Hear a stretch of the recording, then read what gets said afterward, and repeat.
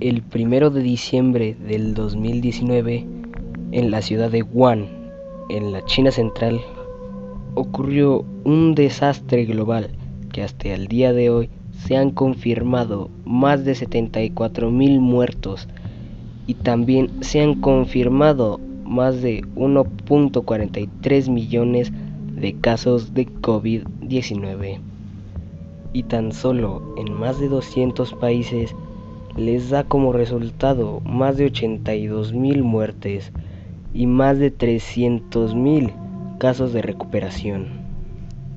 Pero el día de hoy no les vengo a hablar del COVID-19, sino de la pandemia más desastrosa de la historia. Hoy te vengo a hablar de la gripe española. La gripe española, la pandemia de 1918 que no comenzó en España. La gripe española comenzó entre 1918 y 1920 y mató en ese tiempo a más de 40 millones de personas en todo el mundo. Se desconoce la cifra exacta de la pandemia, que se considera la más desastrosa de la historia. Un siglo después, aún no se sabe cuál fue el origen de esta pandemia que no entendía de fronteras ni clases sociales. Aunque algunos investigadores afirman que inicia en Francia en 1916, u otros afirman supuestamente que inicia en China en 1917, otros muchos estudios sitúan los primeros casos en la base militar de Fort Riley, el 4 de marzo de 1918.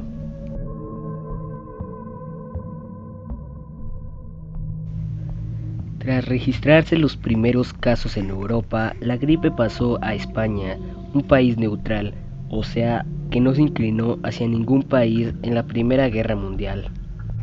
Este no se censuró la publicación de los informes sobre la enfermedad y sus consecuencias, a diferencia de los otros países centrados en el conflicto bélico, o sea, una relación con la lucha armada.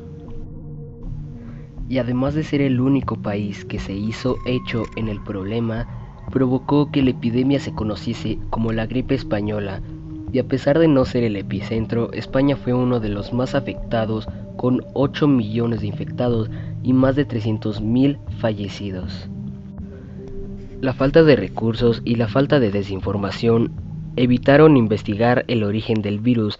Ahora, en estos tiempos, sabemos que fue causado por un brote de influenza virus A del subtipo H1N1. Como a diferencia de otros virus que afectan básicamente a niños y ancianos, muchas de sus víctimas fueron jóvenes y adultos saludables entre 20 y 40 años aproximadamente. Algunos de estos síntomas eran la cara color grisáceo, pulso rápido superando las 140 pulsaciones, la fiebre elevada, el dolor de oídos, cansancio corporal, diarreas y vómitos ocasionales. Eran los síntomas propios de esta enfermedad. La mayoría de las personas que fallecieron durante la pandemia sucumbieron a una neumonía bacterial secundaria, ya que no había antibióticos disponibles. La pandemia, al igual que Francia y España al afectarlas, también se afectaron los campos militares estadounidenses, como el campo Fort Riley, Camp Pink, Camp Beauregard y Camp Bowie.